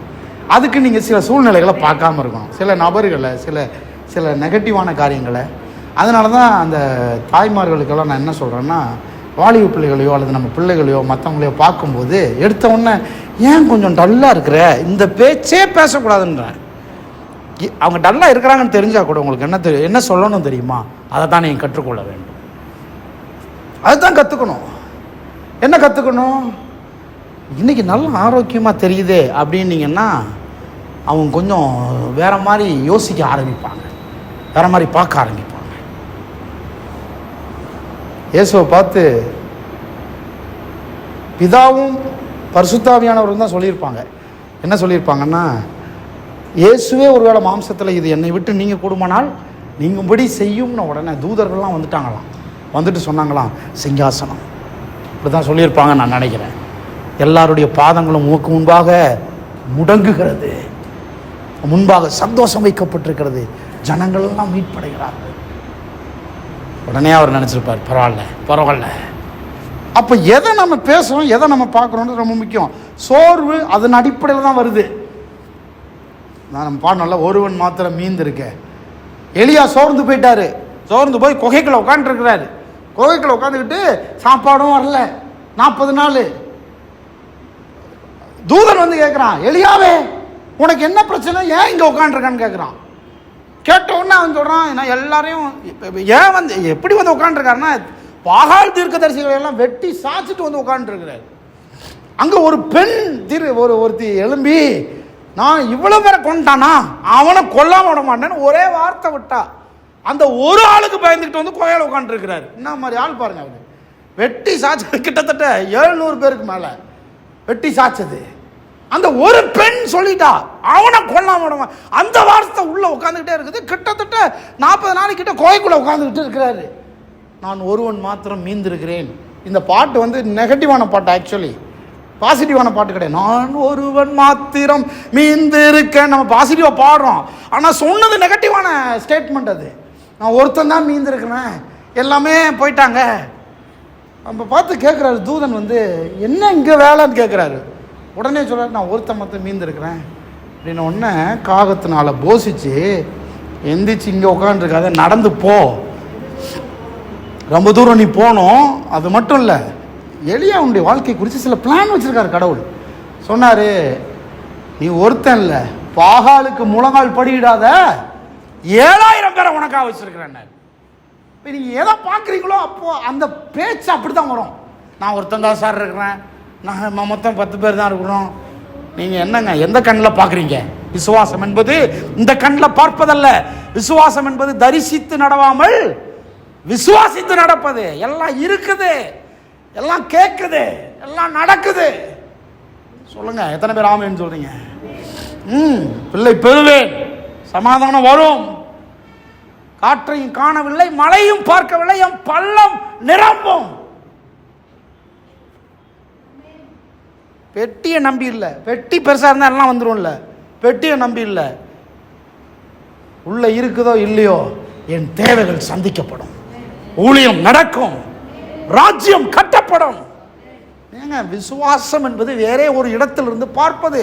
இதெல்லாம் பார்க்கக்கூடாது, சூழ்நிலையை பார்க்கக்கூடாது. குகையில் இருக்கிறேன், நான் ஒருத்தன் தான் இருக்கிறேன், எனக்கு சப்போர்ட் பண்ண யாரும் இல்லை, இந்த பேச்செல்லாம் நிறுத்தணும். இதை பேச பேச சோர்வு வந்து ஆட்கொள்ளும். ஒரு ஒரு நோய் வந்தப்போ ஒரு நாட்டில் அவங்க சொன்னாங்களாம், இந்த இதுக்கு வந்து நோய்க்கு வந்து 1,00,000 பேர் சாவார்கள் அப்படின்னு சொல்லி அறிவிச்சிட்டாங்களாம். ஆனால் நடந்தது என்னென்னா, கிட்டத்தட்ட 10,00,000 பேர் செத்துட்டாங்களாம். அப்போ அவங்க வந்து கேட்டிருக்காங்க, என்ன சார் நீங்கள் 1,00,000 பேர் தான் சாவாங்கன்னு சொன்னீங்க, அவங்களுடைய இந்த மெடிக்கல் இதிலேருந்து எப்படி 10,00,000 பேர் செத்தாங்க அப்படின்னு அவங்க சொன்னாங்களா. இந்த 1,00,000 பேர் வியாதினால் செத்தார்கள், மீதி 9,00,000 பேர் இந்த வியாதி குறித்த பயத்தினாலேயே மரித்து போனார்கள் அப்படின்னு சொல்லி சொன்னாங்க. இந்த பயத்தை உண்டு பண்ணது எது? பயத்தை உண்டு பண்ணது எது? பார்க்கக்கூடாதை பார்த்தது. சோர்வு வந்துருச்சு, பயம் வந்துருச்சு. கொரோனாவில் கூட அப்படி தான். கொரோனாவில் செத்தவங்க கம்மி தான். பக்கத்தில் இருக்கிற பேஷண்ட் செத்ததை பார்த்துக்கிட்டே இருந்தவங்க நிறைய பேர் செத்து போனாங்க. பக்கத்து வீட்டில் ஒரு சாவு வந்துருச்சுன்னா போதும், பக்கத்து வீட்டில் ஒரு சாவு வந்துருச்சுன்னா போதும், இவங்களே என்ன முடிவு பண்ணுறது? இங்கே வராது பிரதர், நம்ம வீட்லேயும் வராமையா போயிடும். இப்படியே பார்த்து பேசியே பக்கத்தில் இருக்கிற மரணத்தை வீட்டுக்கு கூப்பிட்டுக்கிறாங்க. அவன் சொன்னான், எனக்கு ரொம்ப பிடிக்குது தாவீது, என் பக்கத்தில் 1000 பேரும், என் வலது பக்கத்தில், இடது பக்கத்தில் வலது பக்கத்தில் 10,000 விழுந்தாலும் அது என்ன மாதிரி மனப்பான்மை, என்ன பேச்சு, என்ன மாதிரி ஸ்ட்ராங் மைண்டு, சவுண்ட் மைண்டு. இது இது இது இது எது எது சம்மந்தப்பட்டதுன்னு நினைக்கிறீங்க? அவன் சொல்றது உண்மை. இந்த பக்கம் அத்தனை பேர் சாகுறான், அந்த பக்கம் அவ்வளவு பேர் சாகுறான், 10,000 பேர் சாகுறான். என்னை அணுகாதுன்னா எவ்வளவு திமிரான பேச்சு. அதுதான் ஃபெய்த் பேச்சு. அது என்னை அணுகாது. சொல்லுங்க, என்னை அணுகாது. ஆமா, என்னை அணுகவே அணுகாது. நேற்று சொன்ன எல்லாம் இந்த சாவே இல்லைன்னு பேசுறவங்க 100 வயது வரைக்கும் வாழ வேண்டும் அப்படின்னாங்களா. நான் சொன்னேன், யோ என்ன அர்த்தத்தில் பேசுறீங்க? சாவே இல்லைன்னு பேசுறீங்களா இல்லை 100 வயசு வரைக்கும் வாழ்றதை பத்தி பேசுறீங்களா? சாவே இல்லைன்னா என்ன அர்த்தம்? அக்கா நீ ஏன் இயர சொல்ற? சாவே இல்லைன்னா இப்படி நீ இயர சொல்ற? நோ டெத் அப்படின்னா அதை பற்றி பேசணும். நோ டெத் சொல்லுங்க. சாவே இல்லை, சாவே இல்லைன்னா எப்படி பேசுறது? எப்படி நம்புறது? எப்படி நம்பிக்கை தர்றது? எப்படி நம்பிக்கை தர்றது? சாவு இல்லையா? இல்லை. உண்மையாலுமே கர்த்தரை விசுவாசிக்கிறவர்கள் சாவே கிடையாது. இது வந்து ரொம்ப முக்கியமான டாக்டரின். இது இம்மோர்டாலிட்டின்ற டாக்டரின். அது இதில் ஒரே ஒரு சின்ன ஒரு விஷயம் மட்டும் சொல்கிறேன் கேளுங்க. எதை நம்புகிறோம் பாருங்க. இயேசு கிறிஸ்துவின் பற்றும் விசுவாசத்தினாலே எதை நம்ம ஜெயிச்சிட்டோம்? மரண பயத்தை ஜெயிச்சிட்டோம். அது ஒரு பாயிண்ட் இல்லை. மரண பயத்தை, மரணத்தை கூட ஜெயிச்சாச்சு. மரணத்தை ஜெயிச்சாச்சா? மரணத்தை ஜெயிச்சாச்சா? அப்படின்னா நாம மரிப்பதே இல்லை. ஆமாவா இல்லையா? மரிக்க மாட்டோம். சொல்லுங்க, நான் மரிக்க மாட்டோம். சொல்லுங்க, நான் மரிக்க மாட்டேன். இதை நம்புறீங்களா? நம்புறோம். நிச்சயமா நம்பணும். இதை நான் மரிக்க மாட்டேன் அப்படின்றத நம்பணும். உடனே கேட்கக்கூடாது, என்னங்க பேசுறீங்க, ஊரெல்லாம் சாகுறாங்க, நாம எப்படி? அதனால தான் சொன்னேன், மற்றவங்கலாம் சாகுறான்றக்காக நீங்கள் சாகணும்னு அவசியம் இல்லை. ஏனென்றால் இப்போ ஒரே ஒரு கொஸ்டின் உங்ககிட்ட. இப்போ இயேசு வந்துடுறாரு. இப்போ இயேசு வந்துட்டா நீங்க அவரை பார்த்து கொஞ்சம் வெயிட் பண்ணுங்க, நான் செத்துட்டு வந்துடுறேன்னு சொல்லுவீங்களா? அவன் என்ன செய்வோம்? உயிரோடு இருக்கிற நாம் அப்படி எடுத்துக்கொள்ளப்படுவோம். அப்படிதானே பைபிள் சொல்லுது. அப்படின்னா மரணத்தை இயேசு ஜெயமாக விழுங்கி விட்டார். நான் மரித்துதான் உயிர் தள்ள வேண்டும் என்று அவசியம் இல்லை. என்ன மாதிரி பாயிண்ட் உள்ள இருக்குது. ஆண்டவர்கிட்ட சொல்ல வேண்டாம், ஆண்டவரே எனக்கு கொஞ்சம் வெயிட் பண்ணுங்க, ஆண்டவரே நான் செத்ததுக்கு அப்புறம் வந்துடுறேன். இல்ல, மரணம் என்பது இல்லை என்பதற்கு இதுவே ஒரு பெரிய சான்று. ஆமாவா இல்லையா? உலக வரலாற்றிலேயே ஒரு மோசமான அகால மரணம் எதுவா இருக்கும்னு நினைக்கிறீங்க? உலக வரலாற்றிலேயே, வேதாகம கால உலக வரலாற்றிலேயே ஒரு மோசமான அகால மரணம் எதுவாக இருக்கும்னு நினைக்கிறீங்க? இமேஜின் பண்ணி கூட பார்க்க முடியல. இயேசுக்கு சொல்லி பாடு மரணம்னு சொல்றோம் இல்லையா? உலக வரலாற்றிலேயே நான் சொல்றேன், மோசமான அகால மரணம் மெத்துசலாவின் மரணம். 969 வயசுல மரித்தான். எப்படி நீங்க கேட்கலாம்? எப்படி தெரியுமா? உலக வரலாற்றிலே அதிக வருஷம் உயிரோட வாழ்ந்தது மெத்துசலா தான். 969 வருஷம் வாழ்ந்து அவன் மரிக்கும் போது பரலோகம் அழுதது. ஏன் தெரியுமா? இவ்வளவு சீக்கிரம் அவன் மரித்து விட்டானே. ஏன்? என்னங்க பயங்கர கான்ட்ரடிக்ஷன் அது.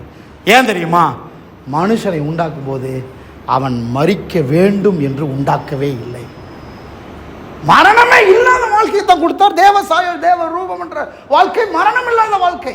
கடவுள் மரித்தாரா? இல்ல. கடவுள் மரிக்க முடியுமா? இல்ல. கடவுள் சாயல் கடவுள் ரூபம் மரிக்க முடியுமா? இல்லவே இல்லை. கடவுளுடைய பிள்ளைகள் மரிக்கவே முடியாது. தேவ சாயல் தேவ ரூபம் மரிக்கவே முடியாது. அப்போ கடவுள் எப்படி பார்க்கிறாரு? எதனால மரணம் வந்துச்சு? பாவத்தினால, பாவத்தின் விளைவினால தான் மரணம் வந்துச்சு.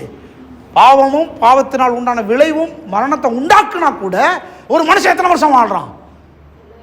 அட்லீஸ்ட் 969 வருஷம். அதான் இதுக்கு சொன்ன ப்ராஃபட்டிக்கலா 100 வருஷம் 100 வருஷம் ஏனி அங்கே போடாதீங்க. அட்லீஸ்ட் 970 வருஷமா அது வாழணும். பேசுறதுக்கு கேட்கறதுக்கெல்லாம் ரொம்ப அழகா இருக்குது, விசுவாசிக்க முடியாம தான் இருக்குது. ஆனால் இதுதான் உண்மை. அகால மரணம் இயேசுடைய பாடு மரணம் அல்ல. அகால மரணம் இவ்வளவு சீக்கிரம் மறைச்சிட்டானே மெத்துசலாவை தான் பைபிள் சொல்லும். கடவுளே அப்படிதான் பார்ப்பாரு. அகால மரணம்னா நாம் என்ன நினச்சி வச்சிருக்கிறோம்னா, இந்த ட்ரெயினில் அடிபட்டு சாகிறது, குறைஞ்ச வயசில் சாகிறது, இதுதான் நம்ம அகால மரணம் மைண்டில் செட் பண்ணியிருக்கிறோம். நான் என்ன கேட்குறேன், சாகாமையான ஒரு வாழ்க்கையை நான் பெற்றிருக்கும் போது, நான் பெற்றிருக்கும் போது, நீங்கள் பெற்றிருக்கும் போது, சாவாம வாழணுன்றதை பெற்றிருக்கும் போது, ஒருத்தர் இறந்துட்டான்னா அவன் இறந்தது அகால மரணம் 969 வருஷத்தில் இழந்தான். 969 வயசில் அவன் இறந்தான் என்பது பரலோக ராஜ்யத்துக்கு அகால மரணம்.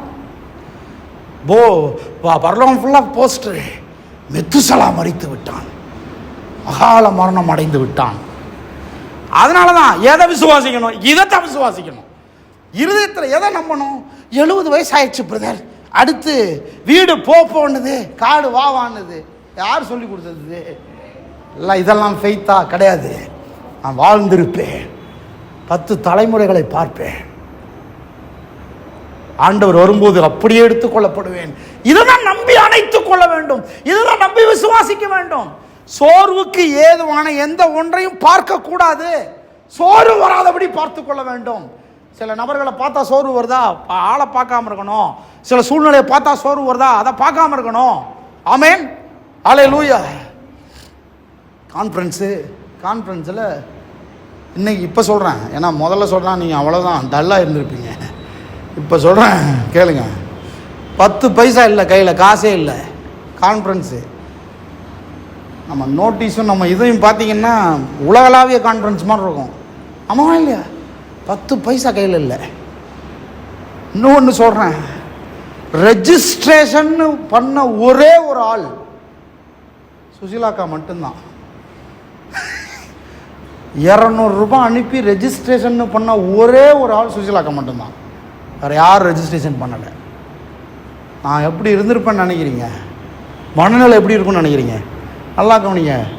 என்கிட்ட கொஞ்சமாவது நீங்கள் சோர்வை பார்த்துருப்பீங்களா? திரள் கூட்டம். அண்ணன் ஃபோன் பண்ணி, எப்படி நிறைய பேர் வருவாங்களே பாஸ்டர்? எனக்கு தெரியும் நிறைய பேர் வருவாங்க, ஒரே ஆள் தான் ரெஜிஸ்டர் பண்ணியிருக்காங்க. எப்படி இருக்கும்னு நினைக்கிறீங்க? ஆண்டவர் இந்த பையன் சோர்ந்து வேற போகிறான் அப்படின்னு மதுரையிலேருந்து ஒருத்தர், ஜஸ்டின் கூட இருக்கிற ஒருத்தர், மதுரையிலேருந்து பாஸ்டர் ஜஸ்டின் ஒருத்தர் இருக்கார், கொஞ்சம் ஃபேமஸான ஆள்.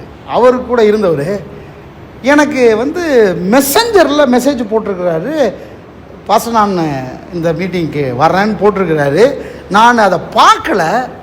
எப்படியோ எனக்கு இந்த நோட்டிஃபிகேஷன் போகும்போது இவருடைய ஏதோ மெசேஜ் வந்த மாதிரி டக்குன்னு வந்துட்டு போயிடுச்சு. நான் தேடி பார்க்குறேன், ஃபேஸ்புக்கெலாம் எனக்கு கிடைக்கல. அப்புறம் எதேச்சா போய் மெசஞ்சரில் கை வைக்கிறேன், அவர் போட்டிருக்கிறாரு. கர்த்தர் அதை வச்சு என்ன செய்யறாருன்னா என்கரேஜ் பண்ணுறாராம் ஆண்டவர்.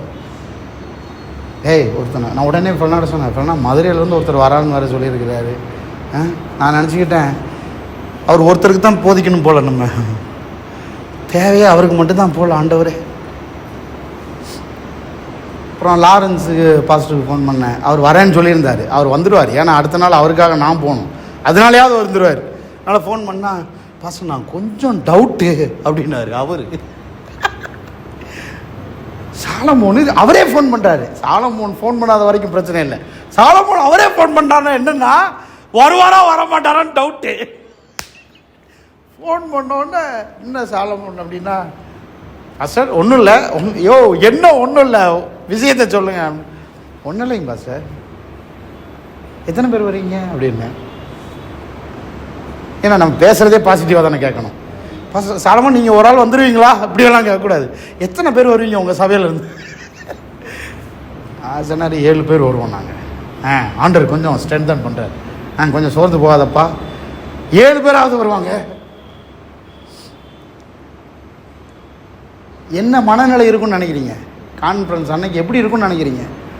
ஸ்பைரல் பேசணும், ஒரு ஸ்பைரலை வச்சு பேசணும். நான் அத்தனையும் பேசணும், ஒன்றும் எடுத்து வச்சுக்கிட்டு ராத்திரி பகலாக உட்காந்துக்கிட்டு இருக்கிறேன். நான் யோசித்து பாருங்க.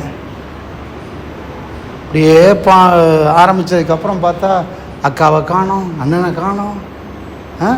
இதில் வேற நம்ம ஆட்கள் வேற எல்லாம் கல்யாணம்னு ஊருக்கு போயிட்டாங்க.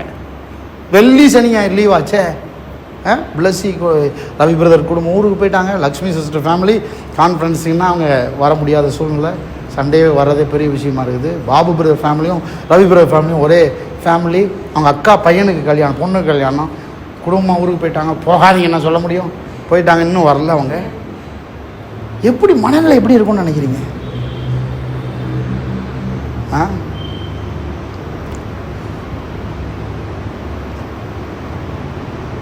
இப்போது நம்ம மனதை கரெக்டாக சோர்ந்து போவதற்கு காரணமாக இருக்கிறவைகளின் மேலே கவனத்தை மட்டும் செலுத்தக்கூடாது. இதை வாழ்க்கையில் நிறைய கற்றுக்கிட்டேன். நான் ஆரம்பத்துலேருந்து அப்படி தான் கற்றுக்கிட்டேன். செல்வியம்மா மட்டும் இருப்பாங்க, இதே பிரசங்கம் தான் பண்ணுவோம், இதே ஆராதனை தான் இருக்கும். நான் கல்யாணத்துக்கு முன்னாலேருந்து சொல்கிறேன். இப்பவும் எனக்கு அது பிரச்சனையாக இல்லை. நல்லா கவனிங்க, பிரச்சனையாக இல்லை. நான் நேற்றுக்கு போகிறேன், எல்லாம் அண்ணன் அண்ணன் அண்ணன் அண்ணன் உயிரை கொடுக்குறாங்க. எனக்கு ரொம்ப ஒரு மாதிரி இருந்துச்சு.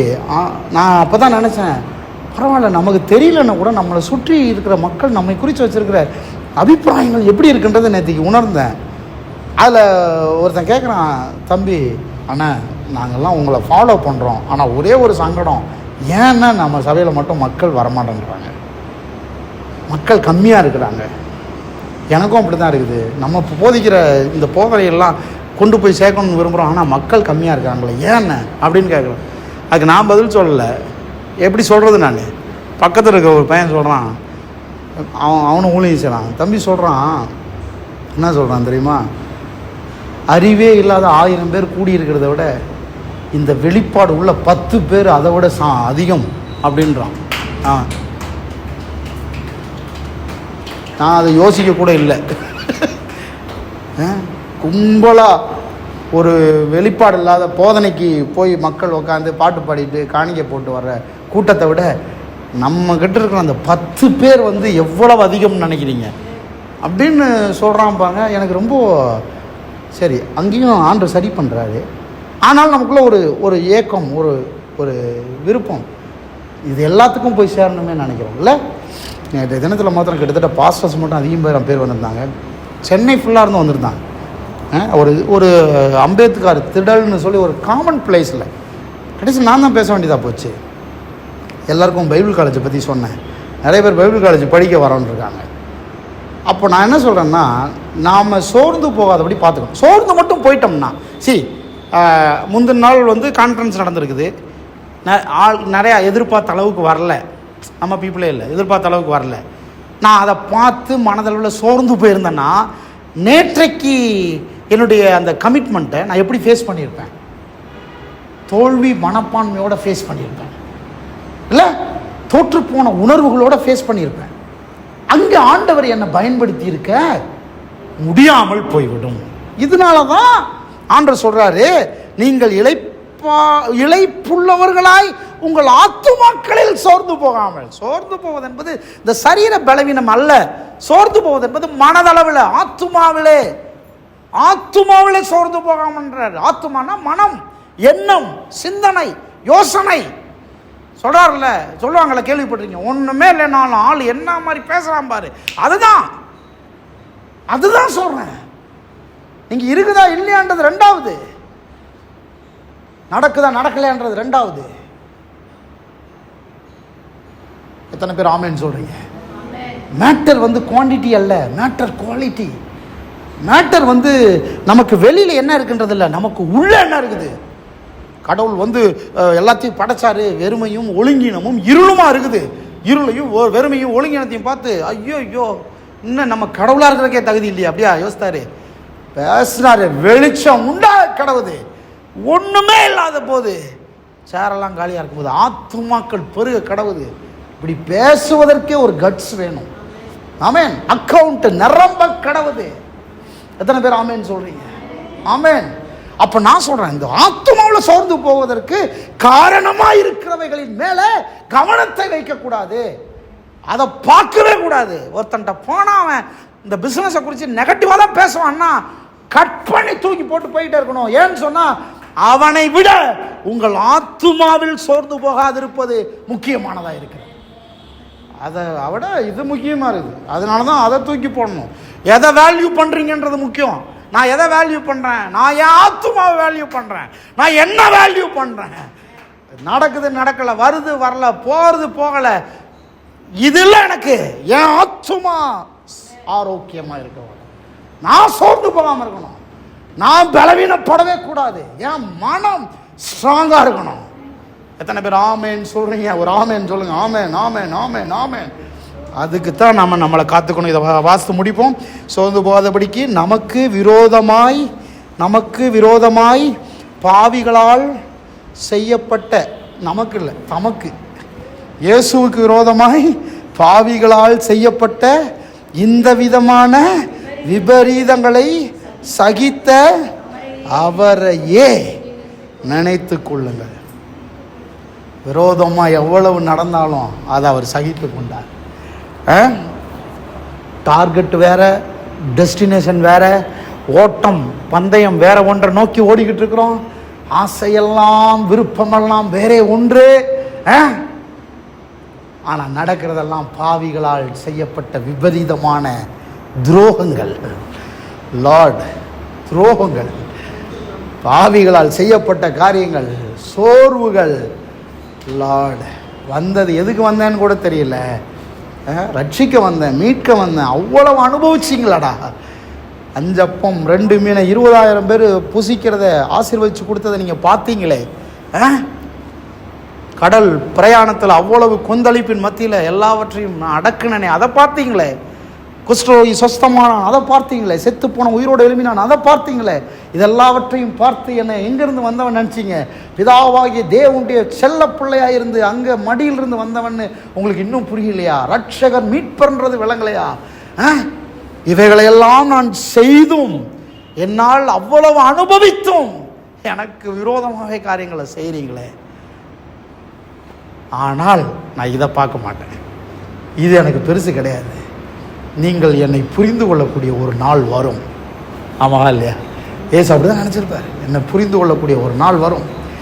என்னை தேடுவீர்கள், காண மாட்டீர்கள். என்னை என்னை என்னை சேர்த்துக்கொள்ள நினைப்பீர்கள், பார்க்க மாட்டீர்கள். ஆனால் பிரச்சனை, நீங்கள் இவ்வளவு நெகட்டிவாக இருக்கீங்களேன்றது அல்ல. இந்த நெகட்டிவை நான் எனக்குள் இழுத்து கொள்ள மாட்டேன். சொல்லுங்கள், எனக்குள்ள எடுத்துக்கொள்ள மாட்டேன். எல்லாவற்றையும் அவர் சகிக்க பலன் எதுலேருந்து வந்துச்சு? சகிக்க பலன் எதுலேருந்து வந்துச்சு? என்ன நடக்குதுன்றது வரல, தனக்கு முன் வைக்கப்பட்ட. சொல்லுங்கள், தனக்கு முன் வைக்கப்பட்ட. எனக்கு என்ன முன்னால் வைக்கப்பட்டிருக்குது? நீங்கள் இப்படி நினைக்காதீங்க. எனக்கு முன்னால் பாடு, உபத்திரம், துரோகம் இது இல்லை. எனக்கு முன்னால் வைக்கப்பட்டிருப்பது, எனக்கு முன் வைக்கப்பட்டிருப்பது சந்தோஷம். எனக்கு முன் வைக்கப்பட்டிருக்கிறது பெருமை. எனக்கு முன் வைக்கப்பட்டிருக்கிறது உயர்வு. எனக்கு முன் வைக்கப்பட்டிருக்கிறது சிங்காசனம். எனக்கு முன் வைக்கப்பட்டிருக்கிறது நூற்றுக்கணக்கான ஆத்துமாக்கள், ஆயிரக்கணக்கான ஆத்துமாக்கள், லட்சக்கணக்கான ஆத்துமாக்கள், கோடிக்கணக்கான பணங்கள். எனக்கு முன் வைக்கப்பட்டிருக்கிறது நூற்றுக்கணக்கான பிஸ்னஸ். எல்லாரும் எழுப்பி நிற்போம். எனக்கு முன் வைக்கப்பட்டிருக்கிறதை நான் நோக்கி பார்த்து கொண்டிருக்கிறேன். நான் சோர்வடைய மாட்டேன், நான் இழப்படைய மாட்டேன். என் ஆத்துமாவிலே நான் மன தாங்கள் அடைய மாட்டேன். எனக்கு முன்னால் வைக்கப்பட்டிருக்கிறதை நோக்கி பார்க்கிறேன். என் கண்ணை நேரா நோக்கி பார்க்கிறேன். கீழே பார்க்காதீங்க, மேல. பவுல் சொன்னாரு, கீழே அல்ல மேலானவைகளை நாடுங்கள், உயரமா பாருங்கள். 100ல் ஏணியை போடாதீங்க, 970 ஏணியை போடுங்க. சுகரை நோக்கி பார்க்காதீங்க, பலவீனத்தை நோக்கி பார்க்காதீங்க, வயதாயிருச்சு நோக்கி பார்க்காதீங்க. உங்களுடைய கிராஜுவேஷனை நோக்கி பாருங்கள். எல்லாரும் கைகளை உயர்த்தி ஜெபம் பண்ணுவேன். என் கிராஜுவேஷனை நோக்கி பார்க்கிறேன். என்னுடைய அடுத்த புதிய வீடு வாங்குவதை நான் நோக்கி பார்க்கிறேன். சபைக்கென்று சொந்த இடம் வாங்குவதை நோக்கி பார்க்கிறேன். மாம்சத்தில் பிசாசு கேட்பான், உனக்கு எதுக்கு ஒரு சபை தேவையா? ஹலோ, எனக்கு ஒரு சொந்த இடம் சபையாக தேவை. ஒரு நிறைய கார் பார்க்கிங் நிறுத்துவதற்கு இடம் தேவை. எனக்கு முன் அதை நோக்கி பார்க்கிறேன். எனக்கு அசிஸ்டன்ட் பாஸ்டர்ஸ் தேவை. எனக்கு ஏராளமான பொருட்கள் தேவை. எனக்கு முன் வைக்கப்பட்டிருக்கிறதை நான் நோக்கி பார்க்கிறேன். ரூமா சந்தா ரபோ காபா லாபா ராபா. உங்கள் வாழ்க்கையை குறித்து பேசுகிறீங்களா? உங்கள் வாழ்க்கை குறித்து பேசுங்க. என் பிள்ளையினுடைய திருமணம், அதை நோக்கி பார்க்கிறேன். என் பேர பிள்ளைகளை நோக்கி பார்க்கிறேன்.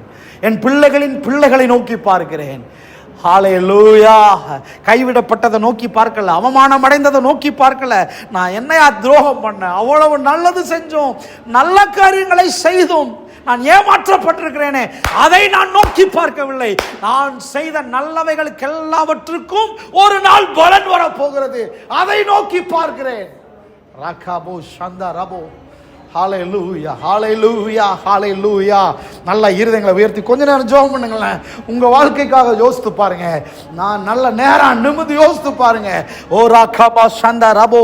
ஹல்லேலூயா. எனக்கு முன் வைக்கப்பட்டிருக்கிற சந்தோஷம், எனக்கு முன் வைக்கப்பட்டிருக்கிற உயர்வு, எனக்கு முன் வைக்கப்பட்டிருக்கிற ஆசீர்வாதம், பெருக்கம், ஏராளம், தாராளம், எனக்கு முன் வைக்கப்பட்டிருக்கிற உயர்வு, எனக்கு முன் வைக்கப்பட்டிருக்கிற அடுத்த ப்ராஜெக்ட், எனக்கு முன் வைக்கப்பட்டிருக்கிற ஓஹோ ஹல்லேலூயா கோடிக்கணக்கான லாபங்கள், அதை நோக்கி பார்க்கிறேன், அதை நோக்கி பார்க்கிறேன்.